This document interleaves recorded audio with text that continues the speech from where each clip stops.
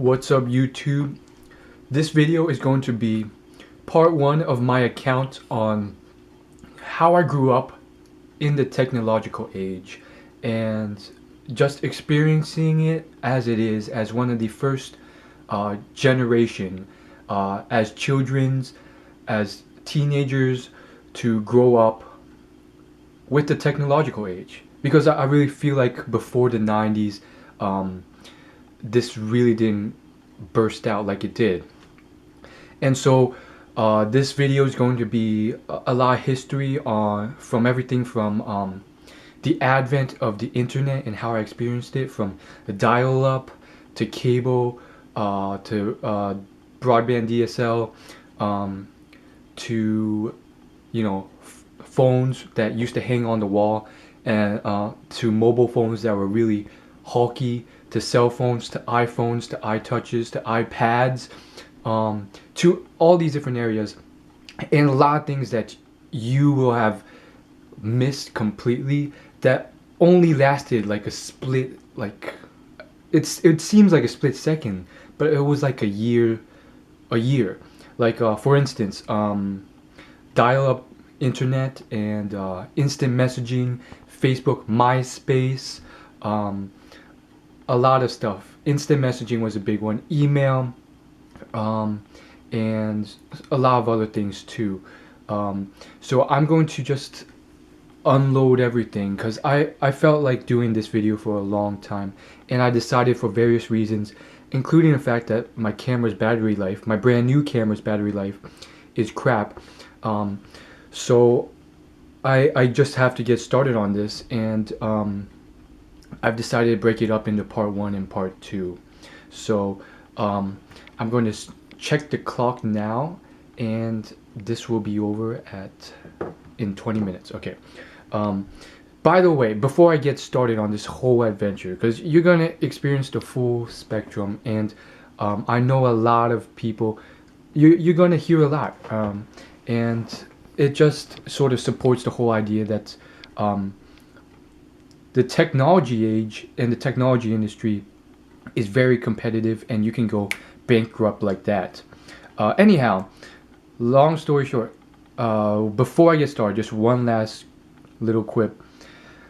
I lost my Chipotle card. I had $8 left on it. It was a gift for Christmas, and money is scarce, and I lost it. I think I left it in the garbage with my Chipotle meal from last time. It's such a shame because money is scarce.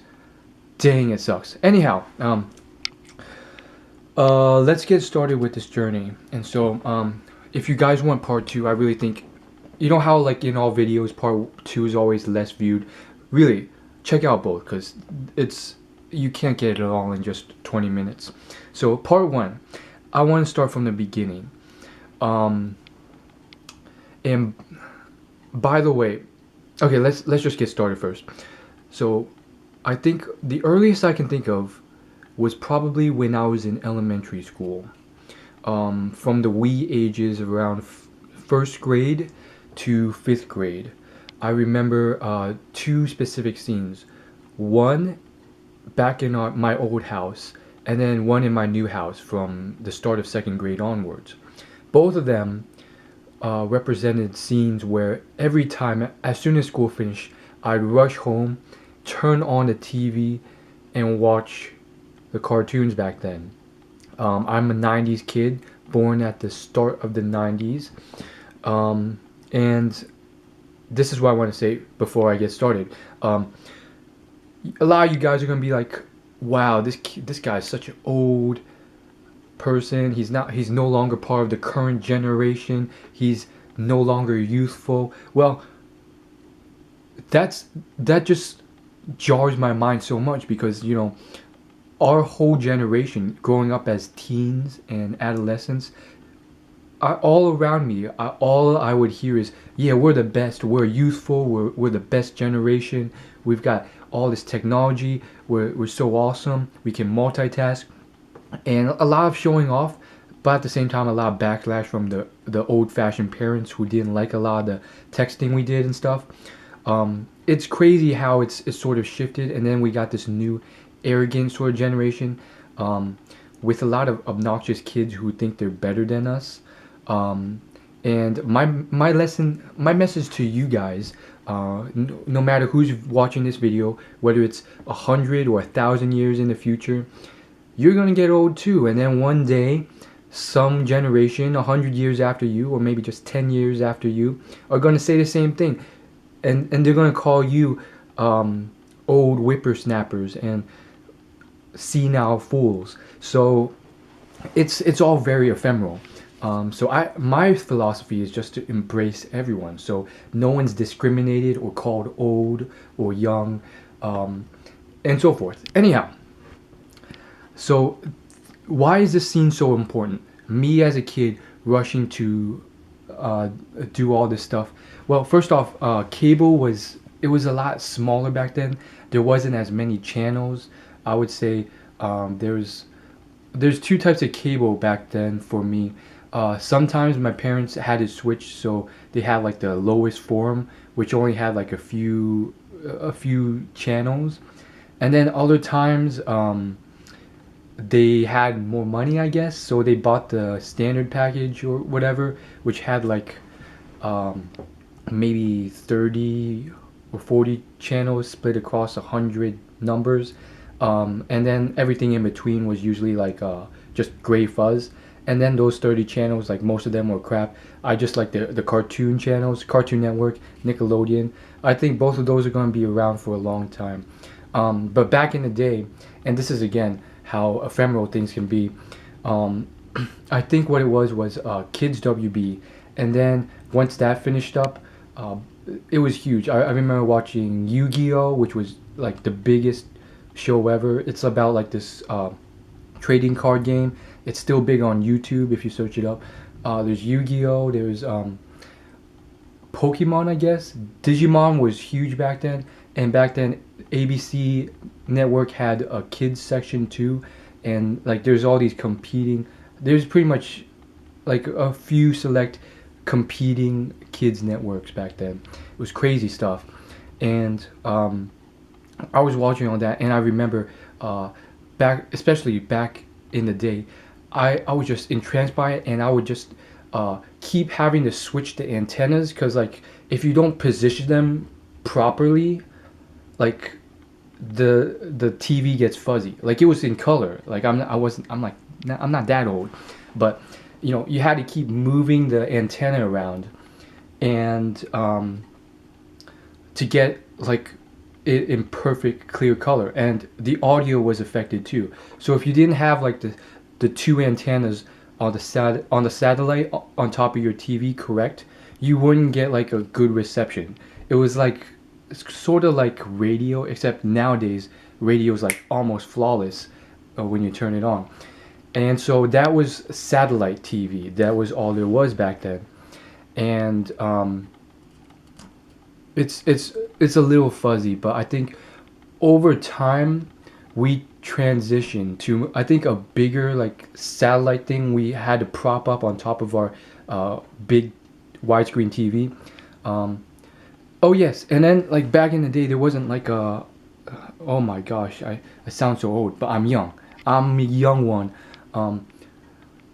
There wasn't widescreen TV, so that was another transition. Like right now we have like a 72-inch super like big TV, and it's not flat screen, but like nowadays we have those like really thin TVs. When I was a kid, it was this sounds so retarded like talking about this, but it's for you guys. When I was like in elementary school, it wasn't like that. It was like really thick ass TVs, and so you gotta like change the antenna to continuously get it right. And some of you guys might be like, man, that sounds kind of fun, but back then it got really annoying, because I wanted to see the next episode, and they were releasing new episodes, I wouldn't say every day, but like every week on like a certain day, and it got frustrating, because like the best part comes on, and then like all of a sudden, even though the antennas didn't move, or maybe like someone jumped and the antenna like just shot down because of the shaking of the ground, the whole screen went fuzzy and it was like shh, and it's all gray and the audio was just shh, and it just frustrated me to no end. So I was up there with both my hands pulling on the antennas while trying to get like the TV to work. And then it's really fuzzy. I can't remember exactly, but over time, as far as television went, we eventually got there's this new thing where you can install a giant, and by giant I mean like pretty big satellite outside of our house, and therefore we didn't have to worry about all this.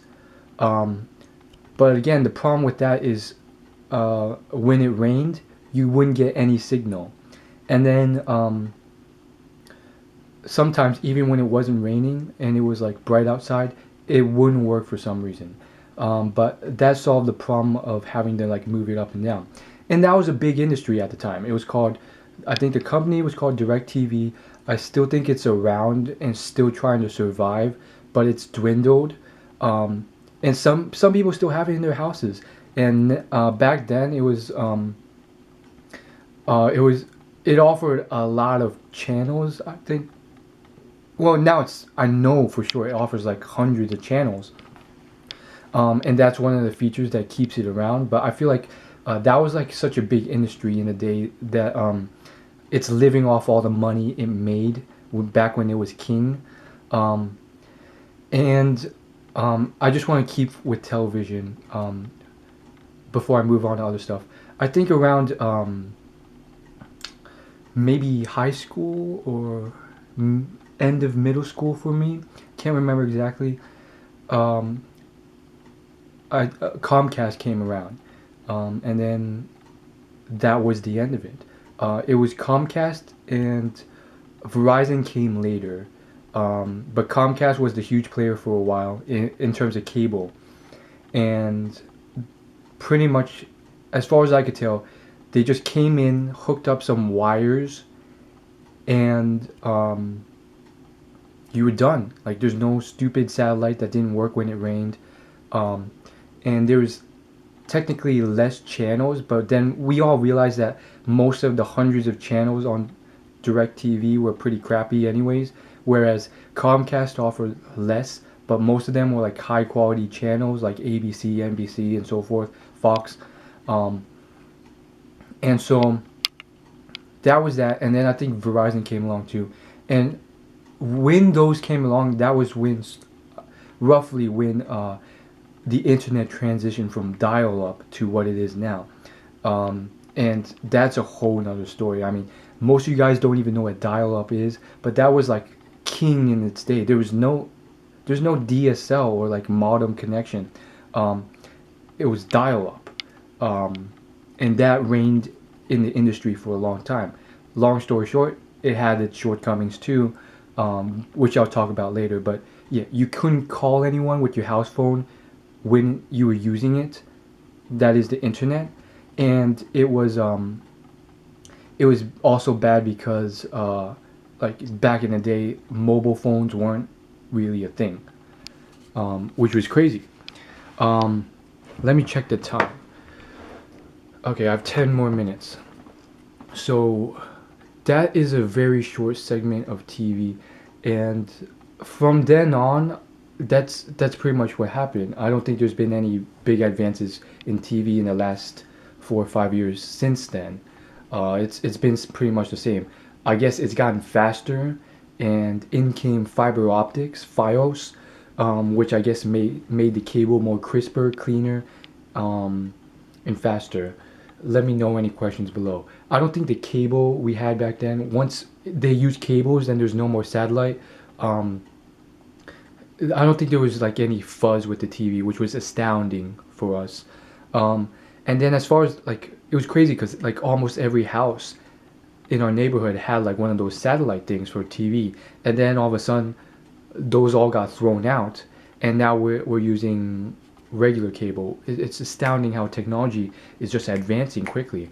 Those who say like we're declining, I guess, but like if you let us, our economy is advancing rapidly. Anyhow, let's this what should I talk about next? Okay, so because I mentioned internet, I'm gonna go there. So internet, my first experience with it, because we had no idea what the heck that was. All I liked doing was TV. I love TV. Um, I think it was either in elementary school towards the end or the start or middle of middle school. Um, I think what happened, and it's kind of fuzzy, but um, my dad, he was always into technology like crazy. He was a computer programmer, so he was all into this sort of stuff. He was always up to date with everything, and he was, always installing this new stuff. So one day he comes in, and he's got like these computers installed, and they were like big hunky computers, but they were like the newest of the day at the time.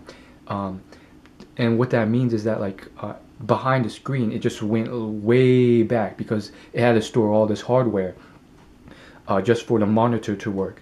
So he had these hunky computers and so forth, and I think we used Dell back then too, so they weren't that old. But he he installed no, back then we didn't have Dell. We had like these white computers. But long story short, I think it was Compact. Anyhow, long story short, that's a brand, by the way, Compact. Now I think it's out of business. Who knows? But he comes in, and it's this newfangled thing, dial-up cable, internet. And so basically what you do is you have to have this disc, which I guess you go out and buy. Then you install the disc and everything. It's quite an easy setup, which was amazing in the day because most software took like forever to install correctly. And so he's installing this newfangled thing. He puts in the CD drive into the jack, into the CD thing, because CDs were all there was. There was no flash drives. And then it was like and then you sign up for this thing called AOL, America Online, which was the shit back then. It was like it was all there was. It was like it was the kingpin of the day. There's nothing else. There's no Internet Explorer or Chrome or Firefox. It was just freaking AOL Online, and it was the king. And so basically you log in, and then it's weird because you have to hook up your computer to the phone jack. Most of you guys don't even know what phone jacks are, but you probably still have them in your house for your house phone. So you have to hook it up to the computer, and basically it makes this like weird noise like it's calling, and it goes on for like a minute or two, and it's like and basically you wait that time, and then you slowly see like the steps progressing on the screen. It's like establishing connection with via the phone, calling network or whatever, and eventually it was like you've logged in. And then once you log in, there's the iconic sound, "You've got mail," and that was it. I mean, that was the best thing ever.